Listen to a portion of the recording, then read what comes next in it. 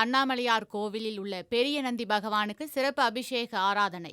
ஆயிரக்கணக்கான பக்தர்கள் கலந்து கொண்டு அண்ணாமலையாருக்கு அரோகரா என பக்தி முழக்கமிட்டு சுவாமி தரிசனம். பஞ்சபூத ஸ்தலங்களில் அக்னி ஸ்தலமாகவும் நினைத்தாலே முக்தி அளிக்கும் திருத்தலமாக விளங்கும் திருவண்ணாமலை அண்ணாமலையார் கோவிலில் வைகாசி மாத பிரதோஷ தினமான இன்று 5ஆம் பிரகாரம் ஆயிரங்கால் மண்டபம் அருகே உள்ள பெரிய நந்தி பகவானுக்கு சிறப்பு அபிஷேகம் செய்து பஞ்சமுக தீபாரதனை நடைபெற்றது. வைகாசி மாத பிரதோஷமான இன்று அண்ணாமலையார் கோவிலில் உள்ள பெரிய நந்திக்கு மஞ்சள் தூள், விபூதி, குங்குமம், அபிஷேக தூள், சீகக்காய் தூள், இளநீர், தேன், தயிர், சந்தனம், கரும்புச்சாறு மற்றும் 1000 லிட்டர் பால் ஆகியவற்றை கொண்டு சிறப்பு அபிஷேகம் செய்யப்பட்டது. இதனைத் தொடர்ந்து சாமந்தி, சம்பங்கி, தாமரை, ரோஜா, கோழிக்கொண்டை, வில்வ இலை, தவணம், வெள்ளை சாமந்தி, மஞ்சள் சாமந்தி உள்ளிட்ட பல்வேறு வண்ண வண்ண மலர்களால் மலர் மாலைகள் சாற்றப்பட்டு பஞ்சமுக தீபாரதனை நடைபெற்றது.